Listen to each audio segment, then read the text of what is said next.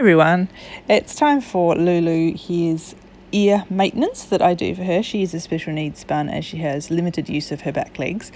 She can still get around well, isn't in any pain, and can groom herself pretty well, but she can't get her back legs and feet up to her ears to clean out her ears, because rabbits use their big back feet to get into their ears and get the wax out that way, and she can't do that. So I have to help her keep her ears clean.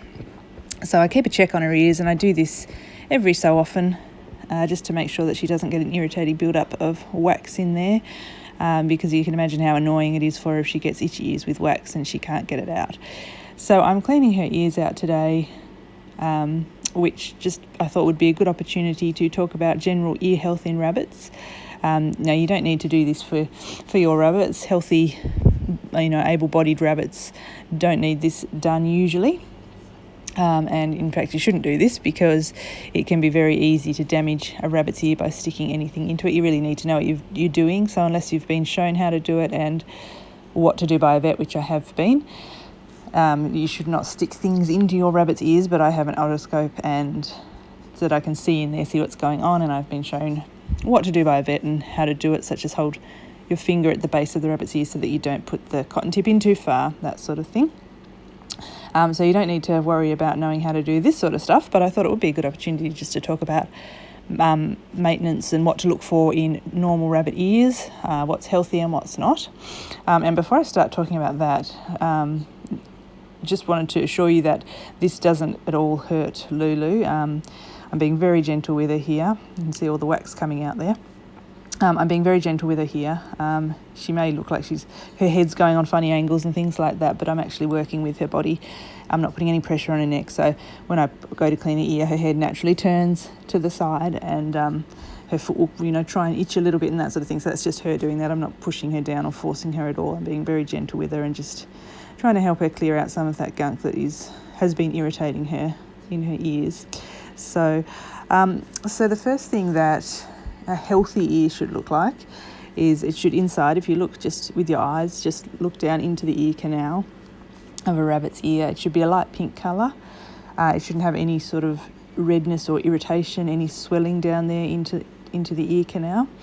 It should be odour free, so it shouldn't have any nasty smells. There should be no visible pus, and there shouldn't be too much of a build-up of wax. If the bunny is able to clean its ears itself, then it should be keeping them pretty clean, and it shouldn't be getting excess wax build-up. You don't want an excess build-up of wax that is blocking the ear canal.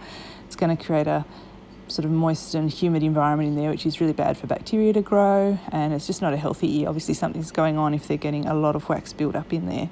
It could also mean too that maybe they have something going on like arthritis, so they haven't been able to get their foot up like Lulu here, but just in a more mild form. So it's just a good idea to keep a check on that. Also, on the outside of the ear, it should have even fur coverage.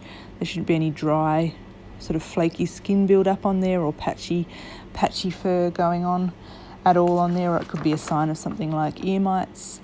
Things to look out for is if your rabbit is shaking its head a lot, is scratching its ears a lot, if its head's sort of tilting funny, unevenly on one side, if it's got not an even head balance going on, it could be because there's an abscess or something in the ear which is causing a little bit of balance loss or irritation in there.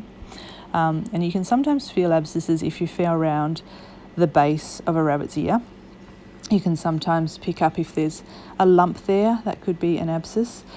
But it is quite hard because those little ear canals, looking down into them just with your eye, because they are so narrow in rabbits, it can be actually really hard to see what's going on. It's dark and narrow in there, and if you don't have and know how to use an otoscope or anything like that, it can be very hard to know what's going on. And because rabbits also hide illnesses so well, as we know, because they're prey animals, so they don't want to seem weak, by the time physical symptoms that are obvious appear, it can often be that it's a very advanced problem and the rabbit just can't hide it any longer. So this is why it's so important to get your 6 monthly checkup with your vet and make sure that you get the ears well checked when your rabbit is there for their 6 monthly vet check and vaccination, because it can be hard to pick up on these things because it is hard to see in a rabbit ear, and rabbits do hide their illnesses really well. With lop-ear bunnies, they're a lot more prone to getting ear issues because With uppity-eared rabbits, they get obviously a lot more airflow into their ears. The design of a lop ears has been created through human breeding, so that the lop-eared would never naturally come about in the wild, because with the uppity ears they let in a lot more airflow, they let the rabbit hear a lot better, and as rabbits use their ears for cooling, because they can't sweat, so they can't cool down that way, their ears are really important for helping them to regulate their temperature, and it's a lot harder when they're a lop-eared bunny. Also, with the effect of the lop ear, it actually narrows the ear canal in places because of the kink, so it just can make for a few more problems. So it's really important with lop ears to keep on top of, it's important for all bunnies to keep on top of their ear health, but particularly to be aware just to keep an eye on your lop-eared bunnies with their ears, because they are quite prone to ear infections. So I think that's probably the basics of rabbit ears. Hopefully I've thought to put in most things there to look out for and what to keep in mind with your bunny's ears. Hopefully you found that interesting, and thank you so very much for watching, and I will see you very soon in my next video. Lots of love and hugs. Bye.